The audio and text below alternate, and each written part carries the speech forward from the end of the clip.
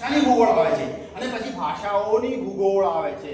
ભાષાઓની ભૂગોળો આપણે એમ કહીએ માણસ ઉત્તરમાં હતો, ઉત્તર ધ્રુવમાંથી ચાલતો ચાલતો યુરોપમાં થઈ, ઈરાનના માર્ગે થઈ અને સિંધુની ખીણમાં આવ્યો.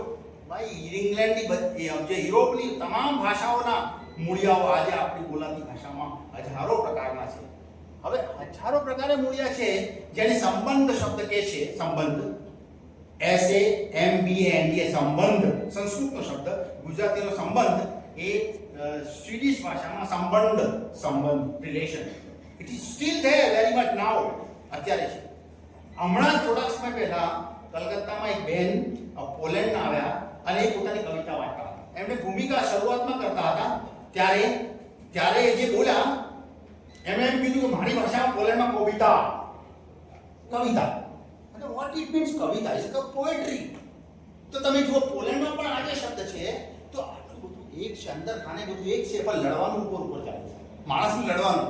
જો કલાઓ અને ભાષાઓ માણસને એક કરવા માટે, માણસના મનુષ્યત્વને જગાડવા માટે કરવામાં આવે. જે બોલાય છે, જે ધ્વનિ છે અને બોલાઈને નાશ પામે છે, એની અંદર જ મહાનતા રહે. આપણે જે અવાજ કાઢીએ છીએ, આપણે જે વર્ણોને, જે લયોમાં જે વાત કરીએ છીએ, જે કવિતામાં વાત કરીએ છીએ, તમે જુઓ કે હિન્દી સિનેમાનું એક મહાન ગાણું કે અરિજીત સિંહ નામનો કોઈ ગાયક છે ને, તમે ગાયન સાંભળો અહીંયા જો વાગતું હોય ને તો આ બધાની ચોકડી વાગે, અમારી બધાની. અરિજીત સિંહ તમે જુઓ અડી જાય છે હૃદયને. તો આપણે જે ભાષા બોલીએ છીએ એટલી પણ અડતી હોય છે, પણ ક્યારે અડ્યું ને શું અડ્યું ને કેમ અડ્યું એ આપણે પારખતા રહીએ હર પળ, તો દુનિયાની લડાઈઓ કશી રહેશે નહીં. તો બોલાતી ભાષાઓ છે એ જ્યારે લખાતી ભાષાઓની સાથે સંઘર્ષમાં ઉતરે છે અને લખાતી ભાષાઓ એમ માને છે કે અમે સૌથી મોટો મૂડીવાદી સમાજ છીએ, કેપિટાલિસ્ટ સોસાયટી છીએ અને બોલાતા માણસો તો કાંઈ નથી, આ તો કમાણ છે, આ તો લંગોટીઓ છે, ટેકનો છે, મૂળો છે. બસમાં જુઓ તમે આદિવાસી ભાઈઓ મુસાફરી કરે છે અને કેવી રીતે મુસાફરી કરે છે તમે જોઈ શકો છો. એમને કેવી હાલતમાં મુસાફરી કરવી પડે છે અને બાજુમાં બેઠેલો કરોડપતિ હોય પણ એમાં એટલું ભાન ના હોય કે આ મારી જોડે બેસે છે એટલો રિસ્પેક્ટેબલ સિટીઝન ઓફ ઇન્ડિયા છે, આટલો જ માનનીય નાગરિક છે ભારતનો, અને હું શહીદ છું અને આ રહિત છે એનું એટલું ભાન નથી. તો શહીદતા ને રહિતતા, શહીદતાનો તો જ અર્થ છે જો તમે રહિતતાનું ભાન ધરાવતા હો તો દુનિયામાં જે આ બધું છે એ આદિવાસીના સંદર્ભે ઘણા બધા સવાલો છે. અંગ્રેજોએ આ બધું કરી ચૂક્યા છે. 1757ના વોર પછી, તેમના પ્લાસીના યુદ્ધ પછી એકદમ જલ્દીથી જમીનના ઝઘડા બિહાર અને બંગાળમાં ચાલુ થઈ ગયા. શાહુકારો અને જે કોઈ મૂડીવાદી લોકો હતા, જમીનદારો હતા, બધાની ગેંગ બની ગઈ. એ બધી ગેંગ બની ગઈ. આપણે વાત કરી ઈડરનું યુદ્ધથી લઈને અહીંથી બધી જે વાત કરી એના મૂળિયામાં પણ આ જ છે. પન્નાલાલ પટેલે ના છૂટકે નામની નવલકથામાં આ બધું લખી ચૂક્યા છે. પણ ના છૂટકે નામની નવલકથા હજી ગુજરાતે વાંચી નથી અને વાંચવી જોઈએ એવું હું 10 વર્ષથી બૂમો પાડું છું અને એના વિશે મેં લખ્યું પણ છે. ના છૂટકે નવલકથામાં જમીનદારો અને શાહુકારોએ ઈડરના રાજ્યમાં જે ત્રાસ વર્તાવ્યો હતો, રૂમાલ અને દરિયાઓ, નાયક નાયિકા, હીરો હિરોઈનનું નામ છે. રૂમાલ નામનો નાયક આદિવાસી અને દરિયાઓ નામની નાયિકા. તો રૂમાલનો બાપ અને દરિયાઓનો બાપ એ બંને જણા દોસ્તાર છે અને પોતપોતાના છોકરા પરણાવવા માંગે છે અને પેલા પ્રેમમાં ઝૂલે છે. પણ લડાઈ શેની ચાલે છે? ગામમાં જમીનની ચાલે છે, શાહુકારીની ચાલે છે. અને અંગ્રેજો પાછા એમને પકડવા પાછળ પડેલા છે અને એનો પકડાવવા માટે લોકલિયાઓ પાછળ પડેલા છે. સ્થાનિકો એ કહે છે પેલાને પકડો, પેલાને પકડો. ભારતમાં વિચરતા અને વિમુક્ત સમાજો પણ એમ જ થયા, જેને નોટિફાઈડ કરીને બ્રાન્ડ ક્રિમિનલ કરવામાં આવ્યા, જન્મજાત ગુનેગાર. 1871ના કાનૂનથી જન્મજાત ગુનેગાર બનેલા એવા આદિવાસીઓ, બનાવાયેલા એવા આદિવાસીઓ, એમની વસ્તી ત્યારે મનાતી હતી એ પ્રમાણે 3-4 કરોડ હતી ને આજે એમની વસ્તી 9 થી 10 કરોડ છે. આજે ભારતમાં વિચરતા લોકો. પણ તે વખતે 65 જેટલી જાતિઓની લિસ્ટ બનાવી અંગ્રેજોએ અને એમ જાહેર કર્યું કે આટલા બધા લોકો જન્મથી ગુનેગાર છે, એમને સુધારવાના છે, એને સુધારીને મુખ્ય ધારામાં લાવવાના છે.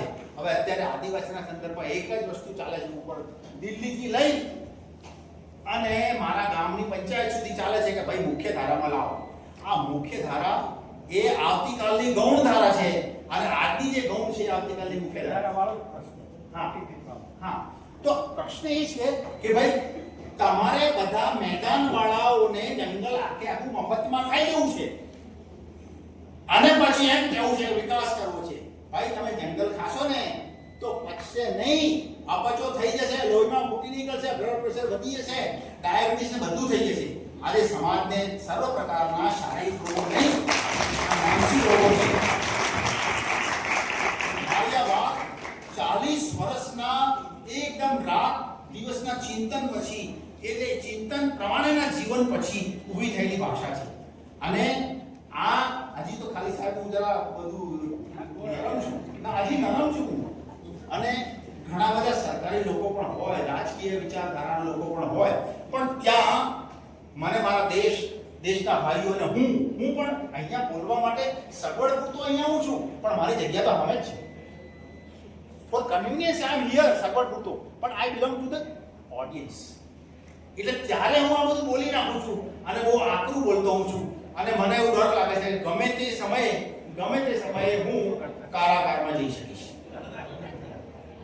પણ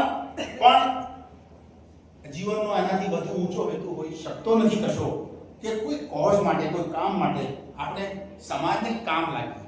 આપણે જેને કીધું ઇગેલિટેરિયન, આદિવાસીના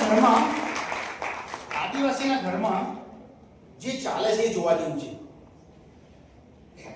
દારૂનો એક જ પેક હોય બાટલામાં, એક જ પ્યાલામાં નાખ્યો હોય અને થોડુંક જ હોય, પણ ધણિયાણી એક ઘૂંટ પીશે, એમાંથી એક જ ઘૂંટડો દારૂ પીશે પતિ.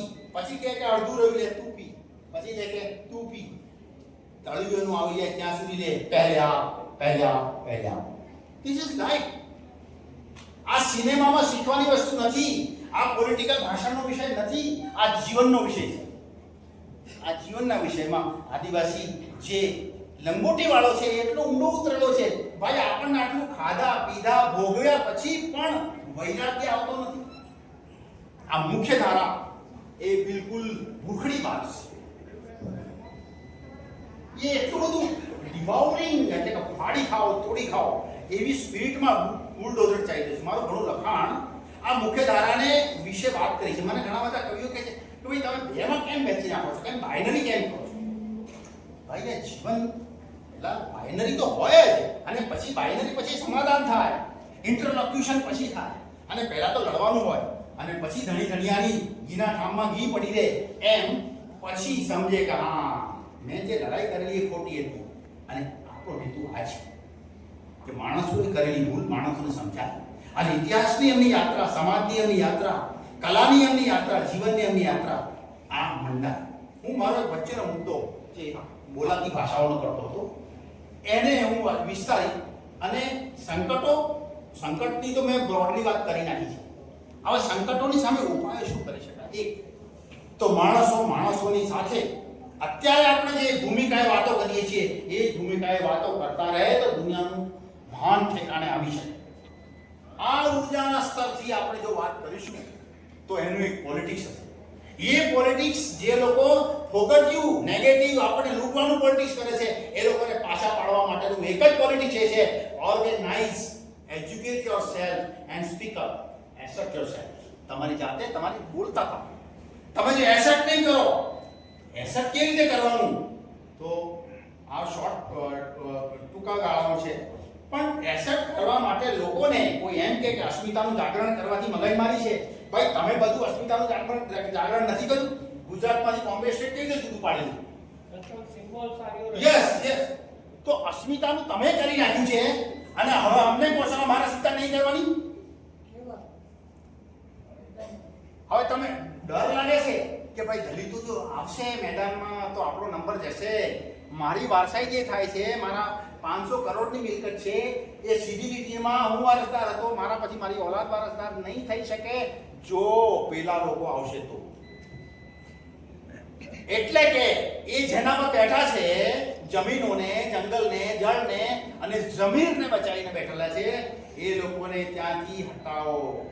ભાઈ જાઓ, સોવરેનિટી કાઢો. દેશની એ જે પ્રભુતા છે, એ સાર્વભૌમત્વ એ જતું રહેવું જોઈએ. અને જો જાય તો જ આપણો મેળ પડશે. તે સોસાયટીનું જે સિક્રેટ એન્જિનિયરિંગ છે આ સ્તરે ચાલે છે. મને લગભગ આ બધી વસ્તુઓની આદિવાસી એકેડેમીમાં, ભાષામાં અને દેશમાં ફરતા ફરતા આદિવાસી ભાઈઓની સાથે કરતા હતા આટલી તો સમજણ પડી છે કે એક પ્રકારના કહેવાતા ઉચ્ચ વર્ગો એવી કોશિશ જ કરી રહ્યા છે કે જેને લીધે પેલા લોકો કેમ કરીને જંગલો, જમીનો અને એનાથી બધાથી વંચિત થઈ જાય. દાખલા તરીકે